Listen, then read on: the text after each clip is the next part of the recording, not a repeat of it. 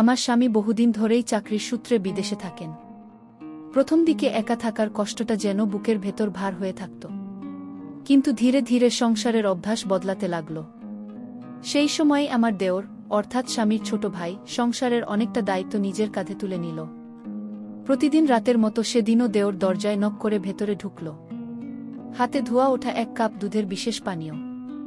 ওর চোখে মুখে সেই চিরচেনা আন্তরিক হাসি। বৌদি, গরম থাকতে খেয়ে নিন, ঠান্ডা হয়ে গেলে স্বাদ থাকবে না, বলল। আমি ওর হাত থেকে কাপটা নিলাম। উষ্ণতার সঙ্গে মিশে ছিল এক অদ্ভুত স্নেহ, যেন সেই পানীয়তে শুধুই আমার জন্য যত্ন মেশানো। ধীরে ধীরে চুমুক দিতে দিতে ভাবছিলাম, এত ভালোবাসা আর যত্ন ও কোথা থেকে পায় আমার জন্য। দুধ শেষ হতেই যেন এক অদ্ভুত তন্দ্রা এসে ভর করল। বিছানায় শুতে না শুতেই চোখের পাতা ভারী হয়ে এলো। ভোরের আলো চোখে পড়তেই ঘুম ভাঙল, কিন্তু উঠে বসতেই চমকে গেলাম। মাথার চুলের সাজ এলোমেলো, গায়ে পরা জামাকাপড় যেন কোনোভাবে টেনে দেওয়া, আর শরীরটা অবশ হয়ে আছে, পা মাটি ছুতেই কেমন হোঁচট খেলাম। আমি ভাবতে লাগলাম, প্রতিদিন রাতে এই দুধ খাওয়ার পরই কেন এমন হয়? এটা কি শুধুই ক্লান্তি, নাকি এর পেছনে অন্য কোনো কারণ লুকিয়ে আছে? মনটা অস্থির হয়ে উঠল, কিন্তু কাউকে বলার সাহস পেলাম না। শুধু মনে মনে ঠিক করলাম, আগামী রাতেই এর রহস্য খুঁজে বের করব। দিনের বেলায় সবকিছু স্বাভাবিক মনে হলেও রাতের কথা মনে পড়লেই বুকের ভেতর একটা অজানা ভয় কাঁপন তুলতে লাগল। সেদিন দুপুরে রান্নাঘরে বসে কাজ করছিলাম, দেওর পাশের ঘরে কিছু একটা লিখছিল। আমি চুপি চুপি ওর দিকে তাকালাম, কেমন যেন গম্ভীর মুখ, চোখে একরকম গভীর ভাব। মাঝে মাঝে মনে হতো হয়তো আমি অকারণেই সন্দেহ করছি। ও তো এতদিন ধরে আমার আপনজনের মতো পাশে থেকেছে, তখন তো কিছু হয়নি। কিন্তু তারপরও কেন প্রতিদিন সকালে একই অবস্থা হয়? সেই রাতে দেওর আবারও আগের মতো দুধের কাপ নিয়ে আমার ঘরে এলো, মুখে মিষ্টি হাসি। বৌদি, আজকে কিন্তু নতুন রেসিপি বানিয়েছি, আপনার খুব ভালো লাগবে, বলল। আমি কাপ হাতে নিয়ে হাসলাম, কিন্তু মনে মনে ভাবলাম, আজ আমি চুপচাপ কাপটা রেখে দেব, খাওয়ার ভান করব। ওর সামনে চুমুক দেওয়ার ভান করেই কাপটা টেবিলে রেখে দিলাম। দেওর খেয়াল করল না, শুধু বলল, গরম থাকতে খেয়ে নেবেন কিন্তু গু। ও চলে যেতেই আমি কাপটা ধীরে ধীরে নাকের কাছে নিলাম। দুধের ভেতরে এক অদ্ভুত গন্ধ, যেটা আগে কোনোদিন খেয়াল করিনি। মনে হলো যেন দুধের সঙ্গে এমন কিছু মেশানো আছে যা একেবারেই স্বাভাবিক নয়। মনের মধ্যে একটা সিদ্ধান্ত নিলাম, আগামীকাল এই দুধ কারো হাতে পরীক্ষা করাবো। কিন্তু তখনও জানতাম না, আমি যে পথে পা রাখতে যাচ্ছি তা আমার জীবনের সবচেয়ে ভয়ঙ্কর অধ্যায়ের দরজা খুলে দেবে। পরের দিন দুপুরবেলা দেওর বাজারে বেরোনোর সুযোগে আমি তাড়াতাড়ি কাপের ভেতরে পড়ে থাকা সামান্য দুধ একটা ছোট শিশিতে ঢাললাম।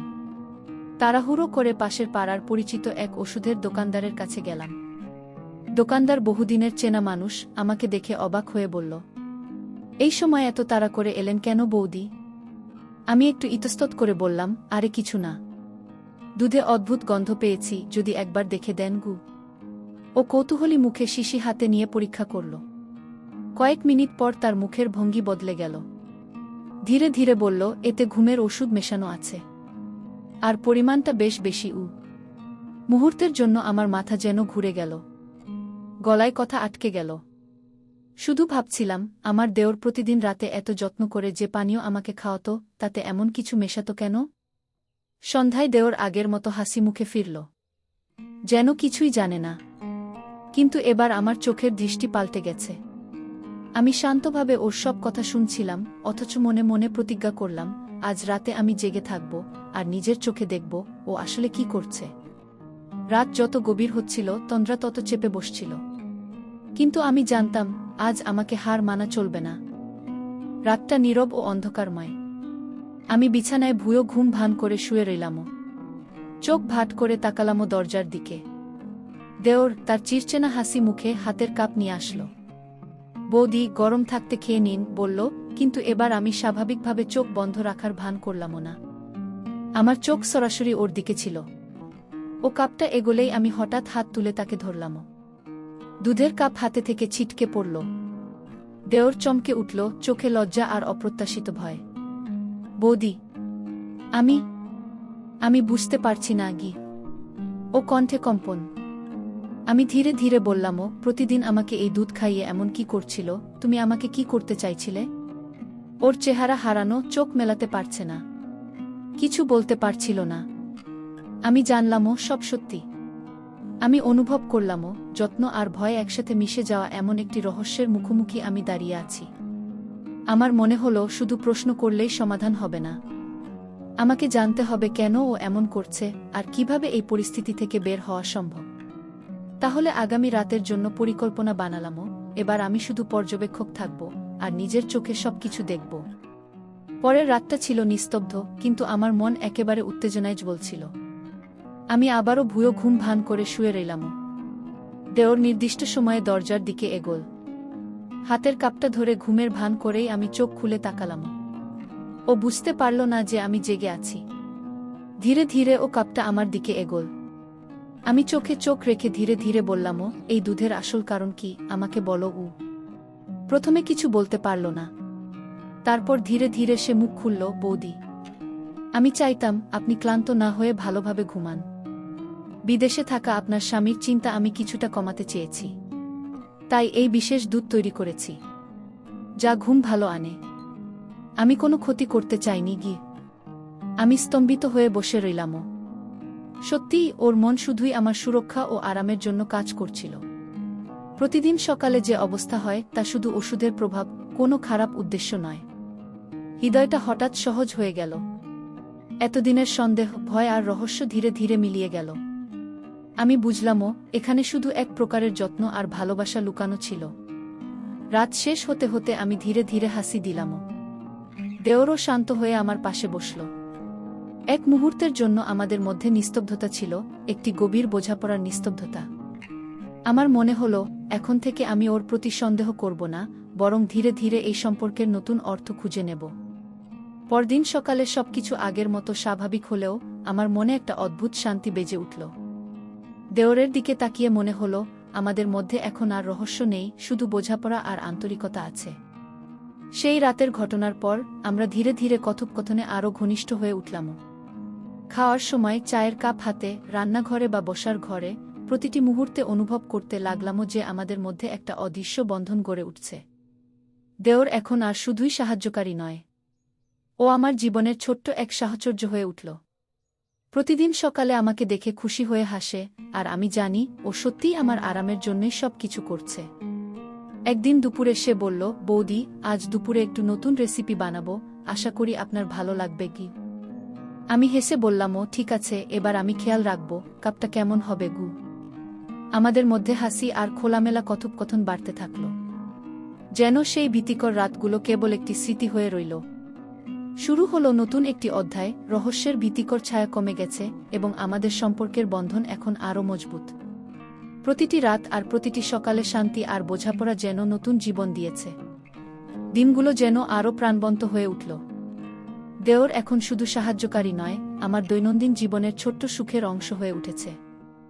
সকালে ঘুম ভাঙার সঙ্গে সঙ্গে ওর হাসি, দুপুরে চায়ের কাপ নিয়ে খোঁচা, সন্ধেবেলায় রান্নাঘরে হঠাৎ দেখা, সবকিছুই যেন এক ধরনের আনন্দ এনে দিচ্ছিল। একদিন দুপুরে আমি রান্নাঘরে ব্যস্ত, দেওর পাশে এসে বলল, বৌদি, আজ একটু ভিন্ন করে চা বানাবো, আশা করি পছন্দ হবে গু। আমি হেসে বললামও, ঠিক আছে, এবার খেয়াল রাখবো সত্যিই ভালো হয়েছে কিনা গু। ও চুপচাপ হাসল আর চায়ের কাপ হাতে এগোল। আমাদের চোখে চোখ পড়লেই যেন বোঝাপড়া, মিষ্টি হাসি আর ছোট্ট খোঁচা, এগুলো ছোট্ট মুহূর্ত হলেও মনকে অনেক শান্তি দিচ্ছিল। রাত হলো, আমি বিছানায় শুয়ে দিয়েছিলাম। দেওর সেই নির্দিষ্ট সময়ে দরজায় এগোল। এবার আর রহস্য নেই, শুধু এক অদ্ভুত স্নেহের বাতাস বয়ে যাচ্ছিল। আমি হাসি দিয়ে তাকে স্বাগত জানালামও। বৌদি, আজ রাতে একটু নতুন গল্প বানাবো, আপনাকে শোনাবো বলল। আমি চুপচাপ শোনার ভান করলামও, আর মনেই ভাবলামও প্রতিদিনের এই ছোট্ট আনন্দেই আমাদের জীবনের সবচেয়ে মধুর অংশ হয়ে উঠেছে। এভাবেই আমাদের রাতগুলো আর দিনে মুহূর্তগুলো মিশে গেছে, রহস্য শেষ, কিন্তু বন্ধন আরও শক্তিশালী হয়ে উঠেছে। দিনগুলোকে এখন আর শুধু সময় হিসাবে ভাবা যায় না, প্রতিটি মুহূর্ত যেন আমাদের বন্ধনকে আরও মজবুত করছে। সকাল হোক বা সন্ধ্যা, প্রতিটি কাজেই আমরা একে অপরের উপস্থিতি অনুভব করি। একদিন দুপুরে আমি বাগানে কাজ করছিলাম। দেওর পাশে এসে বলল, বৌদি, দেখছি ফুলগুলো ঠিকভাবে পানি পেয়েছে কিনা গু। আমি হেসে বললামও, হ্যাঁ, সব ঠিক আছে। তুমি কি খেয়াল করছো, প্রতিদিন তুমি সবসময় আমার খেয়াল রাখো গো। ও কৌতূহলী হাসি দিয়ে বলল, বৌদি, আপনিই তো আমাকে সবসময় নির্দেশ দিতেনও, আমি শুধু সাহায্য করি গি। আমাদের মধ্যে হাসি আর ছোট ছোট খোঁচা, এগুলো এক ধরনের শান্তি ও আনন্দ বয়ে নিয়ে আসে। রাত হলো এবং দেওর আবারও দরজায় নক করল।